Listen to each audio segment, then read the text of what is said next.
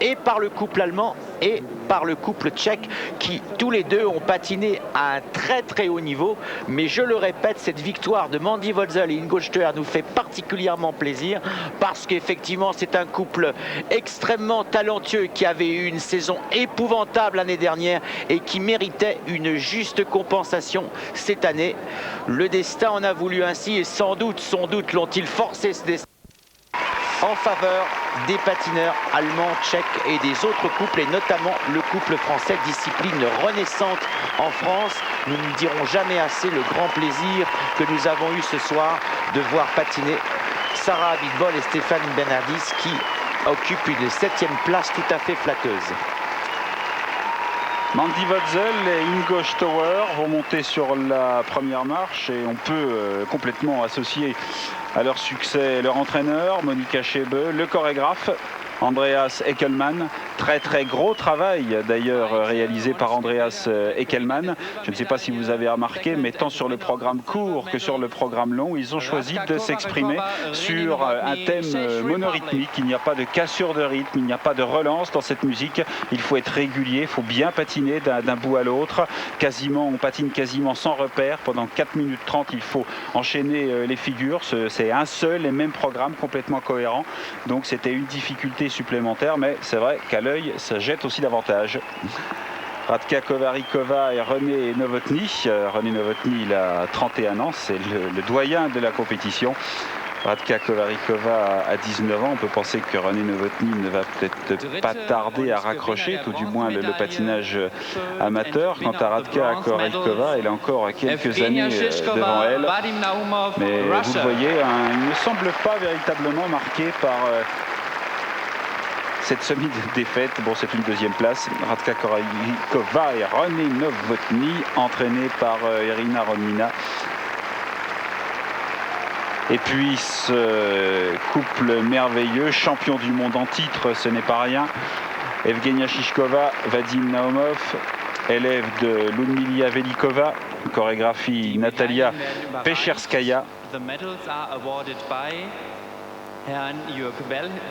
Ils réalisent là une de leurs moins bonnes performances au plan des résultats. Mais le programme ce soir fut en tout point exceptionnel. Si on accepte la petite faute commise par Evgenia sur la réception du double Lutz, il faut bien reconnaître qu'ils ont quasiment fait le maximum. Depuis 1991, ils sont quasiment au sommet. En 91, ils avaient terminé 3e des championnats d'Europe, donc déjà un podium, et 5e des championnats du monde aux championnats d'Europe. Ensuite, ils ont terminé 3e, second, et puis donc 3e. Donc c'est un podium qui leur est familier. Seules les places changent, et s'ils ont été déjà champions du monde, ils n'ont jamais été champion d'Europe. Mais de toute façon, il faut signaler que la discipline de couple, un petit peu comme la danse, depuis la disparition du couple, enfin la disparition du passage chez les professionnels du couple canadien Brasseur-Hessler, est quand même une discipline essentiellement européenne. Quasiment maintenant à 100% européenne. Et je ne pense pas que les résultats au championnat du monde démentiront cette constatation, bien au contraire. Non, même s'il y a des couples tout à fait intéressants, je pense aux Canadiens Bourne et Kratz, je pense également aux Américains Swallow et Punsalan, qui sont des couples très attachants, très intéressants, qui devraient quand même rentrer dans les 10 premiers, mais qui n'ont ni l'expérience, ni la notion de couple que peuvent avoir ces gens que vous voyez sur les podiums, ni je dirais la recherche chorégraphique nécessaire pour véritablement les inquiéter, et ceci sans chauvinisme européen aucun. Les chiffres et les classements le démontrent tout simplement. Beau podium en tout cas, belle compétition et superbe soirée. C'est le moins que l'on puisse dire. Soirée haletante, soirée spectaculaire, soirée enthousiasmante, et qui est tout à l'honneur de cette discipline, le couple. Discipline, on ne le dira jamais assez, extrêmement éprouvante et très dure, tant par la rigueur qu'elle exige dans la réalisation des éléments techniques que par la rigueur qu'elle exige également dans l'entente et l'accord entre les deux partenaires. Et puis 3 patinages quand même relativement différents. et 3 styles effectivement très typés, je dirais, au point de vue école.